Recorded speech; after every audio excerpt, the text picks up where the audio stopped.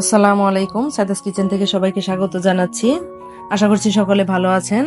তো আজ আমি করে দেখাবো বেসন দিয়ে কিভাবে লাড্ডু তৈরি করতে হয়। তো সবাই তো জানেনই, তারপর আমি আমার মতো করে দেখাচ্ছি। এর জন্য আমি 1 কাপ বেসন নিয়ে ভালোভাবে চেলে নিলাম। ভালোভাবে চেলে নেওয়া হয়ে গেলে এখন আমি দিয়ে দিচ্ছি হাফ চা চামচের মতো লবণ, আর দিয়ে দিচ্ছি 1 টেবিল চামচ পরিমাণ সয়াবিন তেল। দিয়ে তেল, লবণ আর বেসনের সাথে ভালোভাবে মিশিয়ে নিচ্ছি। মিশিয়ে নিয়ে নর্মাল টেম্পারেচারে পানি আমি অল্প অল্প করে দিব আর মিশাতে থাকবো। পানিটা একেবারে দিয়ে ব্যাটার রেডি করা যাবে না, এটা আস্তে আস্তে করে পানি দিতে হবে আর ফেটাতে হবে। এভাবে করে আমি একটু ভিডিওতে ফাস্ট করে দিয়েছি, আপনারা বুঝে নেবেন কিভাবে করে নিচ্ছি আমি। তো এইভাবে করে অল্প অল্প পানি দিব আর ব্যাটারটা আমি করে নিব আস্তে আস্তে করে। এই তো দেখুন আমি কিভাবে ফেটিয়ে নিচ্ছি।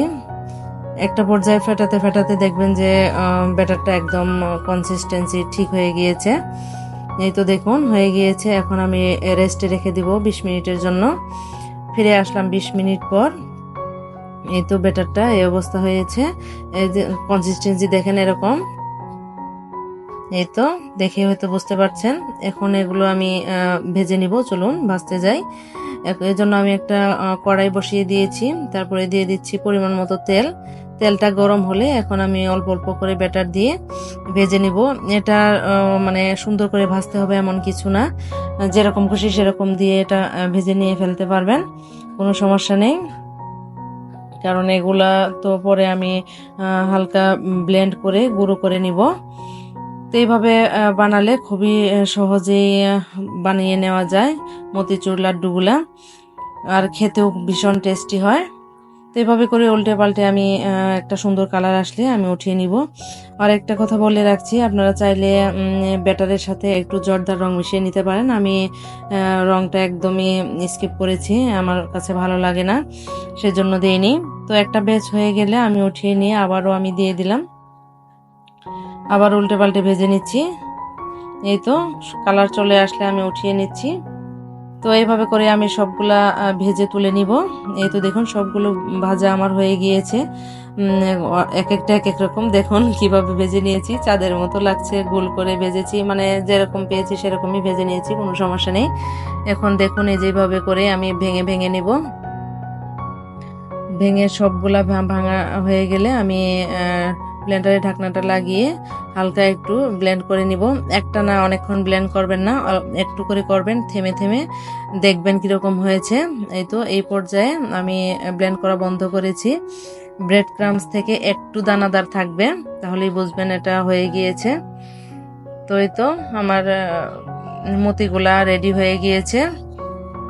এখন এগুলো চলুন শিরাতে দেই। এর জন্য আমি একটা ফ্রাই প্যান বসিয়ে দিয়েছি, দিয়ে দিচ্ছি 2 টেবিল চামচ পরিমাণ ঘি। ঘিটা অবশ্যই দেওয়ার চেষ্টা করবেন, ঘিটা দিলে খেতে বেশি ভালো লাগে। তারপরে আমি দিয়ে দিচ্ছি কিশমিশ, কাজু বাদাম, কাঠবাদাম। এগুলো আমি একটু তেল ভেজে নিব সুন্দর করে। যখন দেখবেন যে কিশমিশগুলো ফুলে উঠেছে তখনই বুঝবেন এগুলো ভাজা হয়ে গিয়েছে। এই তো আমি উঠিয়ে নিলাম। এখন আমি দিয়ে দিচ্ছি হাফ কাপ পরিমাণ চিনি। এখানে যে ঘি ভেজে নিয়েছি তাতে আমি দিয়ে দিচ্ছি, তাতে কোনো সমস্যা নেই, ঘিটা দিলে আরো খেতে ভালো লাগবে। তো দিয়ে আমি হাফ কাপ পানি দিয়ে একটা শিরা রেডি করে নিচ্ছি। যখন শিরাটা একটু চিটচিটে ভাব চলে আসবে, কোনো তার রেডি করার দরকার নেই, যখন হাতে লাগলে একটু চিটচিটে ভাব চলে আসবে তখনই আমরা দিয়ে দিব মতিগুলো, যে বেসনের পিঠাগুলো বানিয়ে রেখেছি সেগুলো এখন দিয়ে দিলাম। দিয়ে হালকাভাবে নেড়ে চেড়ে নিচ্ছি, বেশি জোরে জোরে নাড়াচাড়া করা যাবে না, তাহলে এগুলো মিশে যাবে।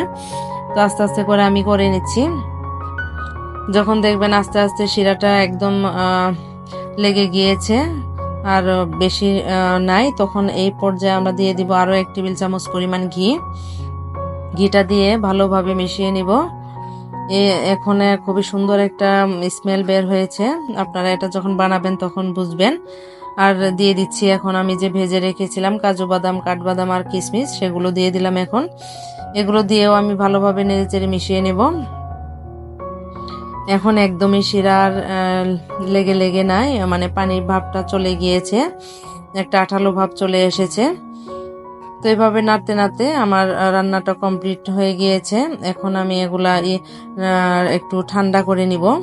ঠান্ডা না হলে এগুলো হাত দিয়ে ধরতে পারবো না, আমি কাজগুলো করতে পারবো না। তো ঠান্ডা হয়ে গেলে তারপরে আমি গোল গোল করে লাড্ডু বানিয়ে নিব। এই তো দেখেন একদম সুন্দরভাবে পারফেক্ট ভাবে হয়ে গিয়েছে।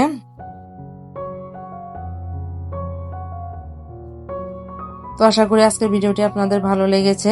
ভালো লাগলে প্লিজ একটা লাইক দিতে ভুলবেন না। এই তো আমার এটা রান্না হয়ে গিয়েছে, এখন আমি ঠান্ডা করে নিব। এই তো হালকা একটু ঠান্ডা হয়ে গিয়েছে, হাত দিয়ে ধরতে পারতেছি এরকম অবস্থা। তারপরও হাত সহ্য হচ্ছে না এরকম একটা পর্যায়ে। তো এইভাবে করে আমি সবগুলো বানিয়ে নিব। এই তো সবগুলো লাড্ডু আমার বানিয়ে নেওয়া হয়ে গিয়েছে। এখন একটা লাড্ডু আমি আপনাদেরকে ভেঙে দেখাচ্ছি ভিতরটা কিরকম হয়েছে। এই তো দেখুন কতটা পারফেক্ট হয়েছে, আর খেতেও আলহামদুলিল্লাহ খুবই মজা ছিল। তো যদি ভিডিওটি ভালো লেগে থাকে প্লিজ একটা লাইক দিবেন আর শেয়ার করবেন ফ্রেন্ডস এবং ফ্যামিলির মধ্যে, আর অবশ্যই আমার পাশে থেকে সাপোর্ট করবেন। আল্লাহ হাফেজ।